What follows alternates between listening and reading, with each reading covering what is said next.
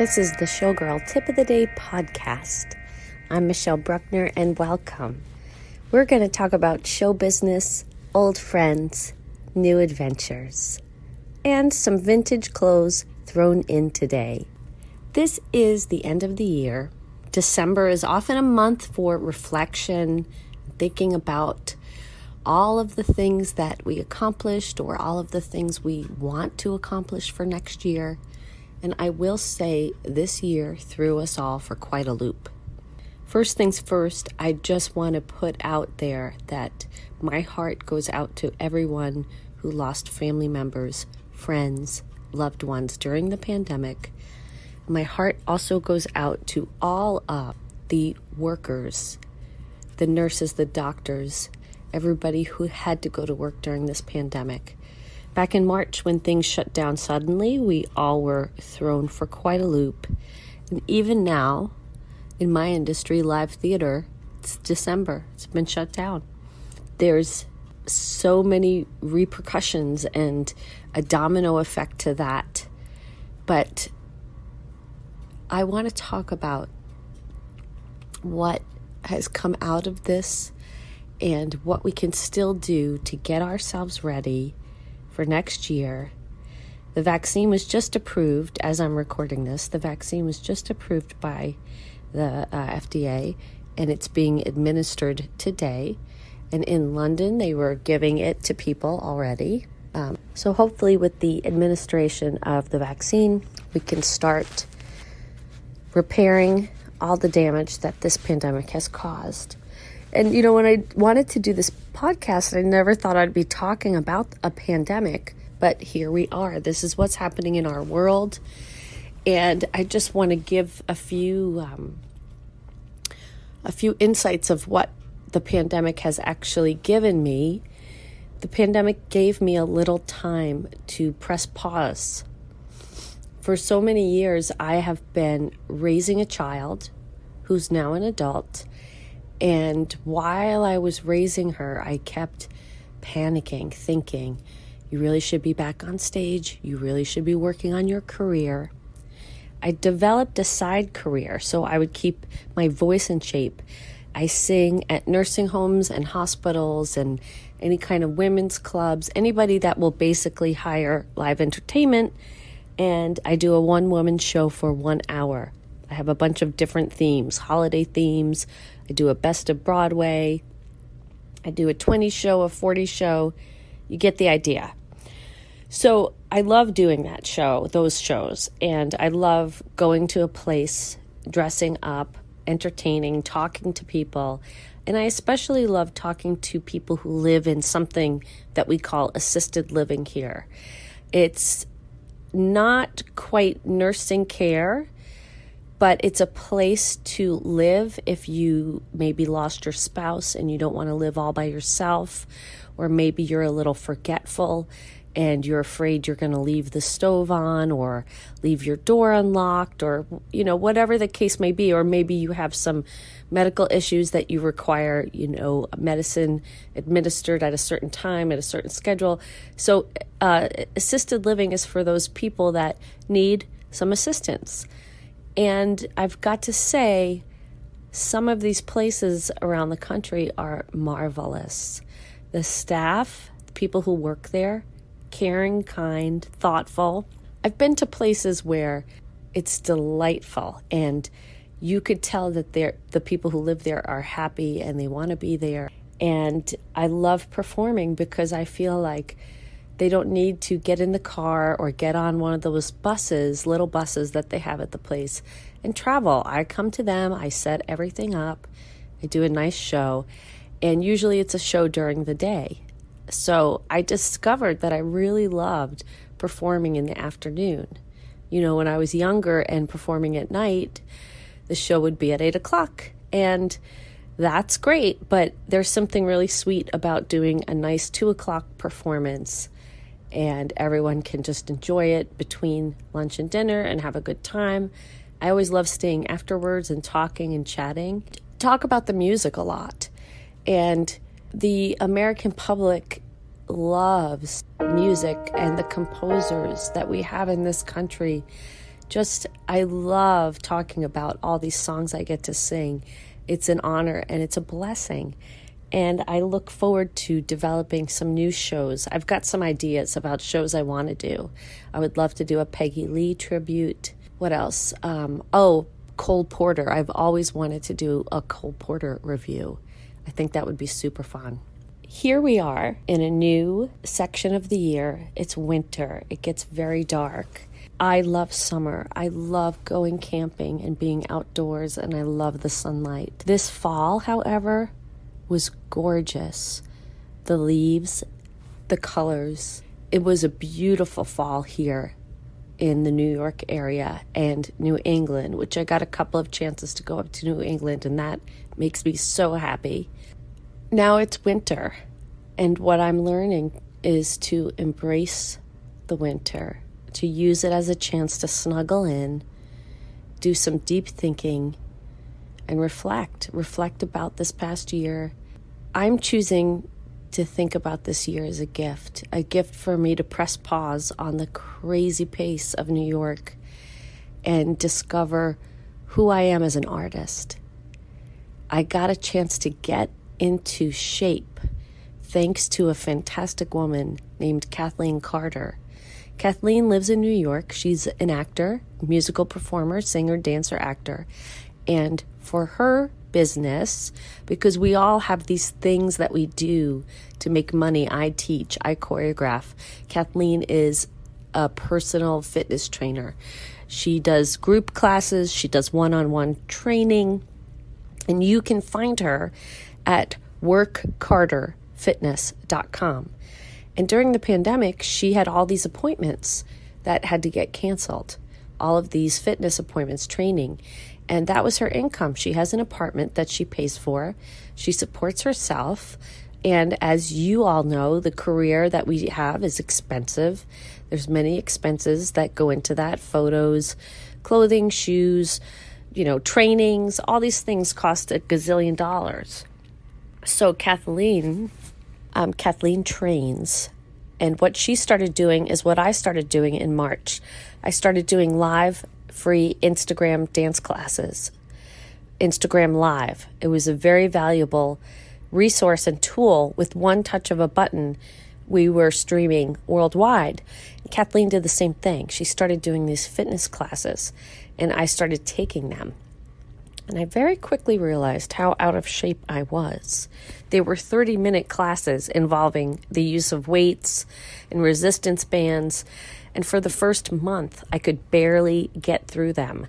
In fact, I would cry during them, and I would have to not do all of the repetitions, and my muscles were exhausted.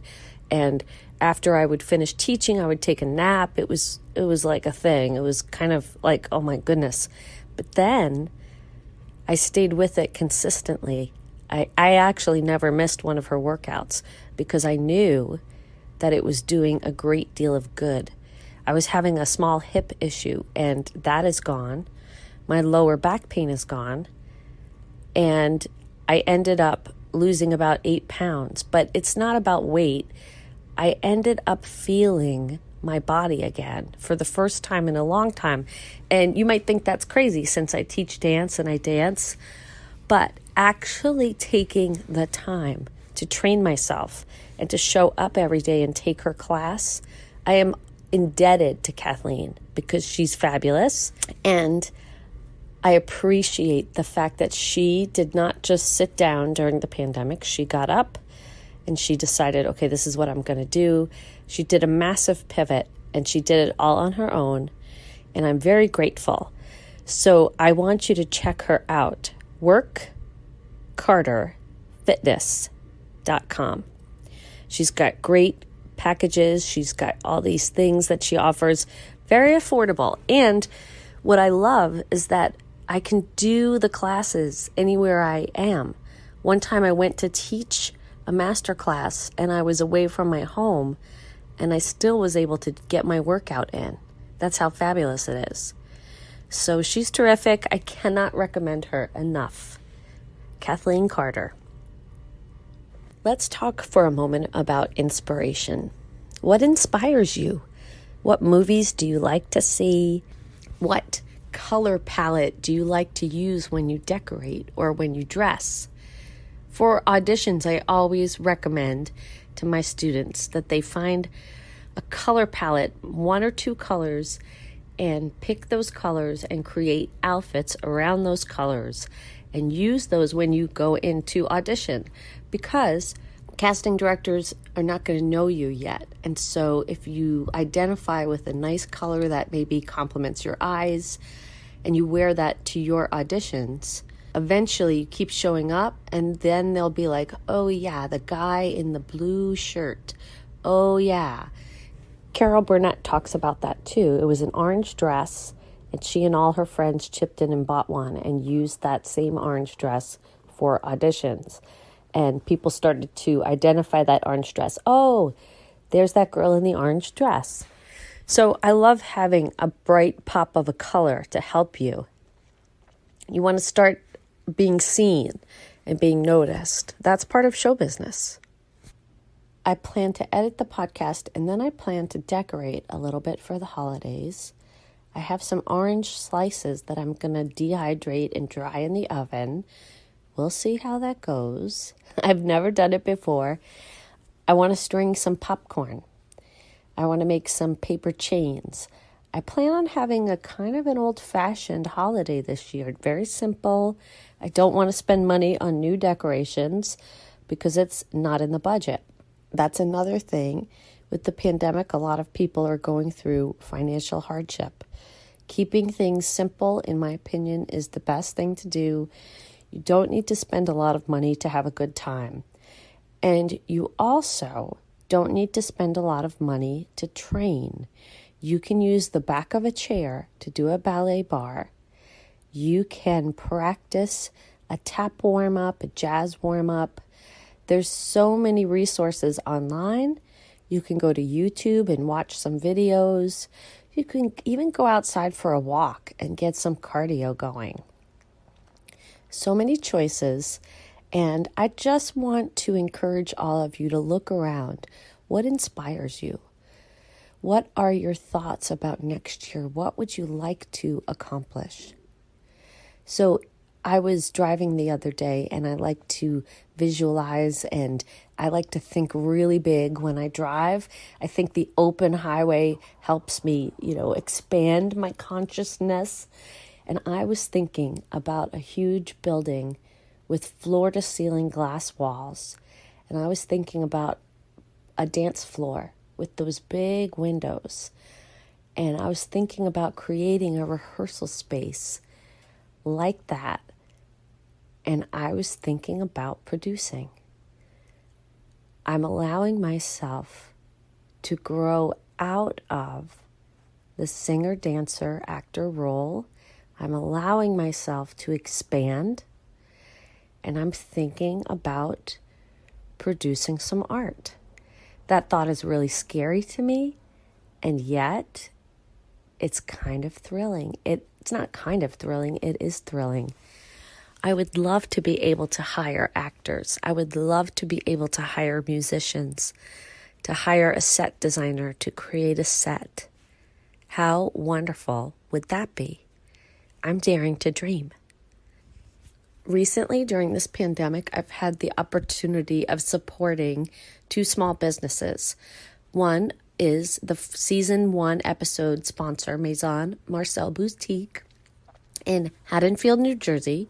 Andrea is the proprietress, and she's a lovely woman with such great style. She takes private appointments, and you can even do them virtually. You can contact her, and she will ask you your size or your measurements, and she'll pull things for you. She carries all sizes, by the way. The other place, I recently went to Portsmouth, New Hampshire, and there's a lovely vintage clothing boutique called Cotillion Bureau. And Rebecca is the owner of this business, and she's amazing. These women who own these vintage stores have such style. I'm not surprised, because why else would you have a vintage boutique?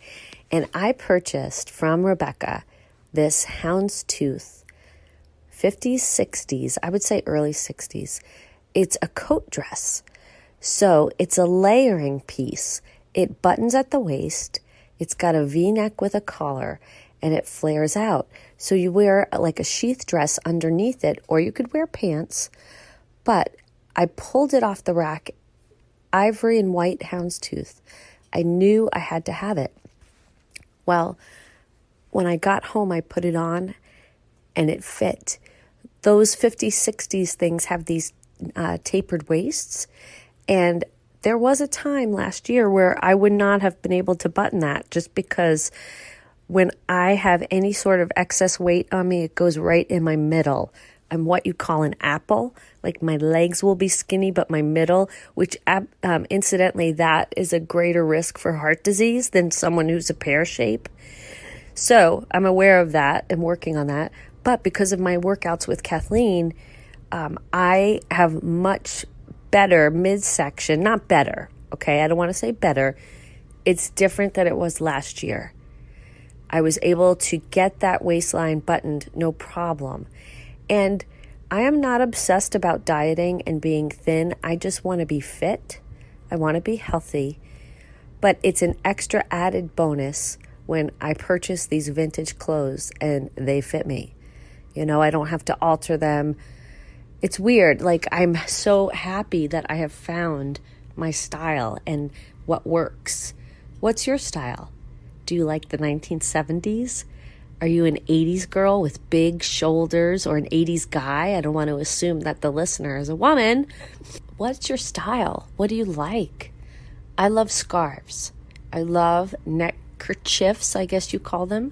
I love to pretend I'm French and put a scarf around my neck. I love hats. I've been very into hats lately, and there's all kinds of, especially berets. You know that show Emily in Paris that I love / hated? I bought a hot pink beret, raspberry beret from Andrea at Maison Marcel, and I've been kind of wearing that constantly. Well, we've come to the end of another episode of the Showgirl Tip of the Day podcast. Hopefully you got a few tips out of it, such as finding a color palette, shopping vintage. Not ready to talk about travel yet because we are still, with this pandemic, in a lockdown mode. But perhaps I'll do an episode on all the places that I dream about going, and maybe a few travel stories from my touring day. The Showgirl Tip of the Day podcast has original music composed by Joshua Holloway. Find him on YouTube, Joshua Holloway Music. This podcast is written by Michelle Bruckner and edited by Michelle Bruckner and Joshua Holloway. Find me on Instagram, Showgirl Tip of Day. Thanks for listening. We'll see you again next week with a new episode.